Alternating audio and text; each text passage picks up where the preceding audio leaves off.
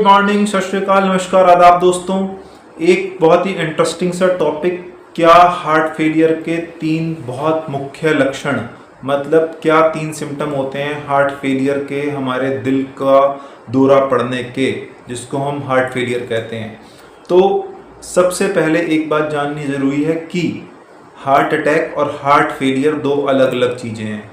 Heart attack वो चीज़ है जिसमें हमारी हार्ट के वेसल्स, मतलब जो नसें होती हैं, जो ब्लड वेसल्स होते हैं, वो ब्लॉकेज होते हैं और उस कारण से ब्लड सप्लाई कम होती है और एकदम से माँ की मसल डेड हो जाती है।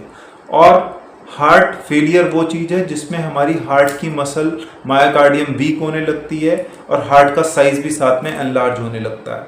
तो दोनों अलग चीज़ें हैं।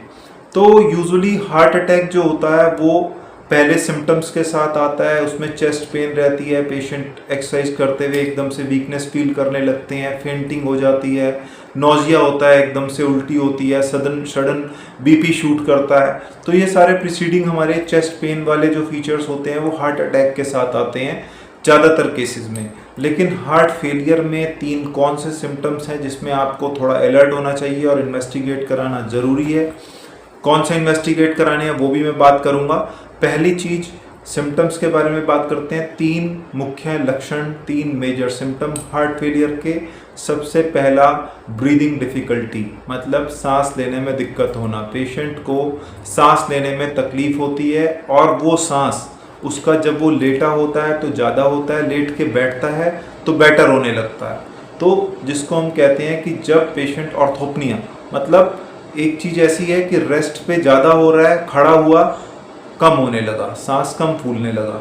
ऐसा क्यों होता है? ऐसा इसलिए होता है क्योंकि हमारा हार्ट ठीक से ब्लड को पंप नहीं कर पा रहा होता और जब खड़े होते हैं तो ग्रेविटी के कारण हार्ट से फ्लूइड अपने आप ही ऊपर वाली पार्ट से नीचे मूव करने लगता है। तो क्योंकि वो फ्लूइड ओवरलोड के कारण, हार्ट फेलियर के कारण, दिल की मांसपेशियां कमज़ोर होने के कारण, हार्ट एनलार्ज होने के कारण वो सांस फूल रहा होता है। तो लेटने के बाद जब बंदा उठता है, बैठता है, पेशेंट बैठते हैं तो उनको बेटर लगने लगता है। तो सबसे पहला लक्षण ब्रीदिंग डिफिकल्टी। इसलिए सांस की कभी भी प्रॉब्लम हो तो आप उसको हमेशा सांस की बीमारी मत माने।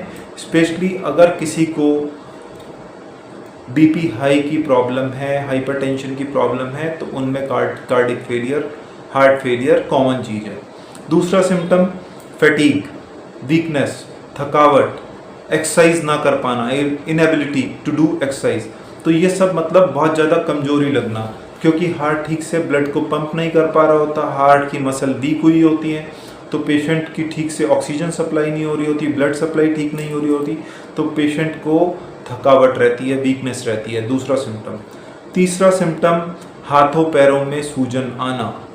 हाथों पैरों में सूजन हार्ट फेलियर के पेशेंट्स में बहुत कॉमन है, लेकिन कुछ और बीमारियां भी हैं जिसके कारण हाथों पैरों में सूजन आती है। स्पेशली फेस पे और पैरों में किडनी फेलियर में भी सूजन आती है। और पेट की सूजन यूजुअली लीवर की डिजीज़ में आती है पहले। तो सूजन एक बहुत इम्पॉर्टेंट साइन है। एक सूजन ही सिर्फ 2-3 बीमारियों में से किसी एक को रिफ्लेक्ट कर सकता है, उसके बारे में बाद में बात करेंगे। लेकिन अगर हाथों पैरों में सूजन आ रही है, सांस लेने में दिक्कत हो रही है, बहुत ज़्यादा थकावट लग रही है, तो हो सकता है कि आप हार्ट फेलियर का शिकार ना हो रहे हों। और स्पेशली बीपी हाई के मरीज, शुगर के मरीज, या किसी को पहले से दमा की या सांस की बीमारी है, उन लोगों में हार्ट फेलियर होने का खतरा ज़्यादा होता है। तो वो लोग अलर्ट रहें। और एक बहुत ही सिंपल सा टेस्ट है जो हमारा हार्ट फेलियर को क्लिनिकल फीचर्स के साथ साथ डिटेक्ट कर लेता है, वो है इकोकार्डियोग्राफी।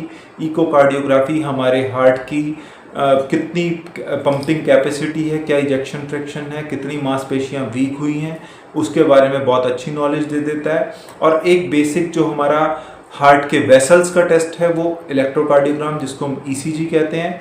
तो बेसिक टेस्ट ईसीजी और इको बहुत ही ईजिली डन है, बहुत ही रीजनेबल हैं। तो अगर किसी को भी ऐसे कोई फीचर्स रहते हैं तो ये टेस्ट अपने करा के ज़रूर देख लें। फिर मिलेंगे बहुत अच्छी किसी वीडियो के साथ, आपकी हेल्थ का ध्यान रखते हुए। तब तक के लिए टेक केयर, बाय बाय।